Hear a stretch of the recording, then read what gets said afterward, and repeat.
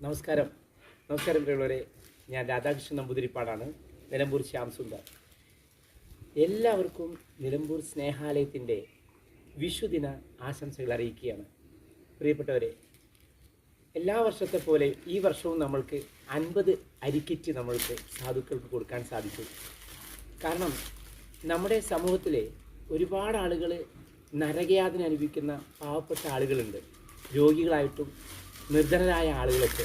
അപ്പോൾ നമ്മൾ ശ്രദ്ധിക്കേണ്ടത് ഒന്ന് കാര്യം, ഈ വിഷുദിനത്തിൽ നിങ്ങൾ പലരും മണിമേടയിലിരുന്ന് വിഷു ആഘോഷിക്കുന്നവരും കൂട്ടത്തിലുണ്ടാവും.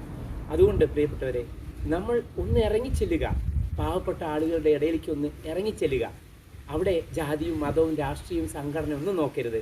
ഒരിത്തിരി കരുണ, മനുഷ്യത്വം, അത് പ്രിയപ്പെട്ടവർ എല്ലാവരും ശ്രദ്ധിച്ച് എല്ലാ പാവപ്പെട്ട ആളുകൾക്കും കഴിവിനനുസരിച്ച് ഒരു വിഷു കൈനീട്ടമോ അല്ലെങ്കിൽ വിഷു കിറ്റോ അല്ലെങ്കിൽ വസ്ത്രമോ എന്തെങ്കിലും ദാനധർമ്മങ്ങൾ ചെയ്യണമെന്ന് അപേക്ഷിക്കുകയാണ്.